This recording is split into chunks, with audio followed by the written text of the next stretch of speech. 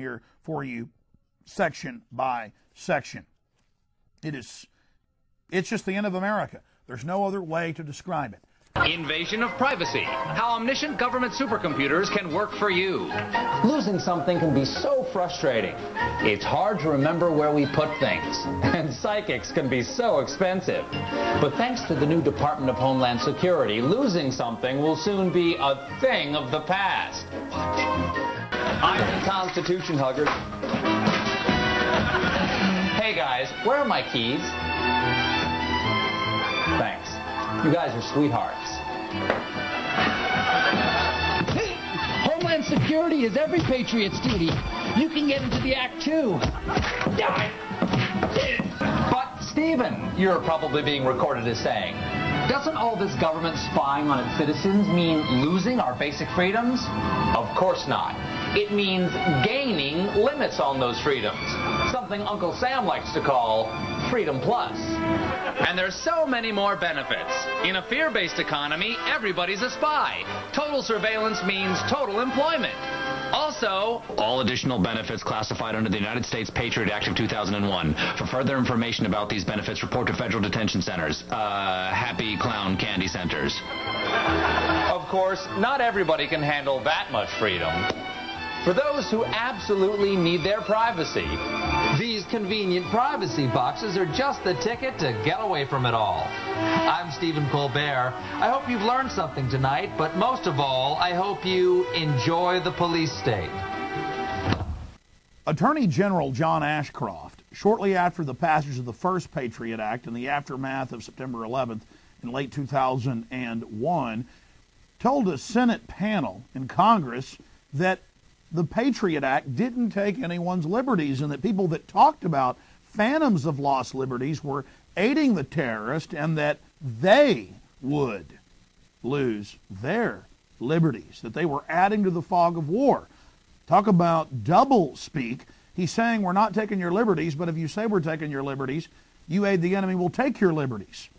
But he one-upped himself when it comes to out-and-out, bald-faced lies. In 2003, while testifying before the House and Senate on two separate occasions, Mr. Ashcroft, upon being questioned about Patriot Act 2 that dwarfs Patriot Act 1 and its police state provisions, they said, tell us about Patriot Act 2, which everybody has a copy of and has been introduced in the Senate. And Mr. Ashcroft said there is no Patriot Act 2. Well, I guess in lawyers speak, he was telling the truth. The actual title of what is now known as Patriot Act 2 is the Domestic Security Enhancement Act of 2003. So let's go to some clips of Ashcroft back in 2001 saying they're not taking your liberty, and then lying again in 2003 saying there is no Patriot Act 2. Under Director Bob Mueller, the FBI is undergoing an historic reorganization to put the prevention of terrorism at the center of its law enforcement and national security effort. Outside Washington, we are forging new relationships of cooperation with state and local law enforcement. We've created 93 anti-terrorism task forces across the country in each U.S. Attorney's District to integrate the communications and activities of state, local, and federal law enforcement. In all of these ways and more, the Department of Justice has sought to prevent terrorism with reason, careful balance, and excruciating attention to detail. Some of our critics, I regret to say, have shown less affection for detail. Their bold declaration of so-called facts have quickly dissolved upon inspection into vague conjecture. Charges of kangaroo courts and shredding the Constitution give new meaning to the term fog of war. Since lives and liberties depend on clarity, not obfuscation, and upon reason, not hyperbole, let me take this opportunity to be clear. Each action taken by the Department of Justice, as well as the war crimes commissions considered by the President and the Department of Defense, is carefully drawn to target a narrow class of individuals, terrorists. Our legal powers are targeted at terrorists. Our investigation is focused on terrorists. Our prevention strategy targets the terrorist threat. The United States government has defined terrorists as those who perpetrate premeditated, politically motivated violence against non-combatant targets. My message to America this morning then is this: if you fit this definition of a terrorist, fear the United States, for you will lose your liberty. We need honest, reasoned debate, not fear-mongering. To those who pit Americans against immigrants and citizens against non-citizens, to those who scare peace-loving people with phantoms of lost liberty, my message is this: your tactics only aid terrorists. Senator, with your permission, I'd like to respond to the suggestion that there is a Patriot Act 2. When individuals indicate to you that if there is a proposal, we'll confer with you, I believe they are right. There is not a proposed Terrorist Act 2 from the Justice Department. I want history to judge you as the one who, during a very difficult period, tried to strike a balance, and not one who allowed people to get carried away to a point where we hurt ourselves and threw away our Constitution. Man, it took a lot of nerve, didn't it, for him to get up there and say that? But Ashcroft is counting on you to be stupid, to be fooled, to not check out the legislation. I recommend that you routinely visit Infowars.com, where we post key legislation that comes to our attention.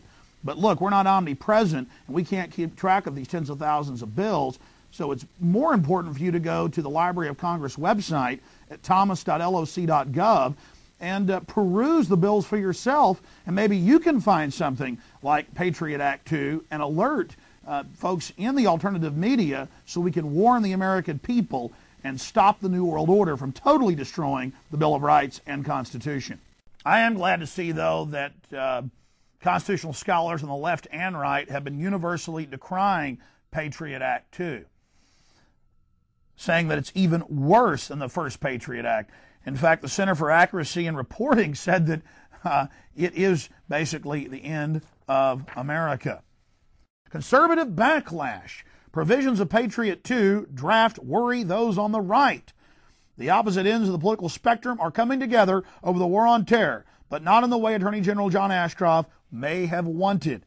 And after all this heat, he tried to deny it even existed after it's introduced in the House by Republicans and enrolled in the Senate by Democrats.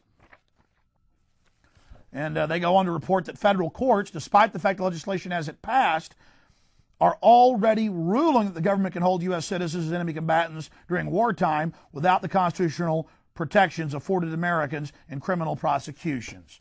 Isn't that nice? You're guilty until proven guilty. Not even guilty until proven innocent.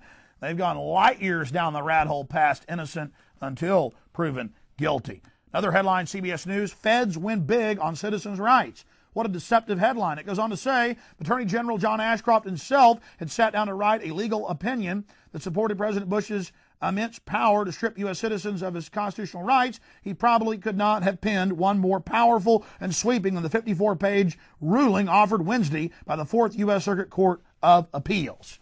And it says you have no rights, you can be secretly grabbed and never seen again for no reason. It actually says it. In fact, the new Patriot Act says Section 802 of the first Patriot Act isn't strong enough. Any action that endangers human life that's a violation of any federal or state law. It's just nuts. It's crazy. The good news is my resolution, I've written a resolution for cities to pass and counties to pass countering Patriot Act 2. And towns from Utah to Florida have passed the resolution. Hundreds of other cities, as big as Seattle or San Francisco, have passed resolutions that they've written reaffirming the Bill of Rights and Constitution. You need to try to get it passed in your area. At least the process of trying to get it passed will educate folks about exactly what has happened. Tonight on Now, we consider the subject of our personal freedom versus the public safety. It's not a philosophical question for the more than 1,000 Muslim men who have been secretly jailed, many of them secretly deported without having been linked to terrorism. It's not just a philosophical matter for the rest of us either. Our government's claim of broad new powers to deal with terrorism puts America in a twilight zone.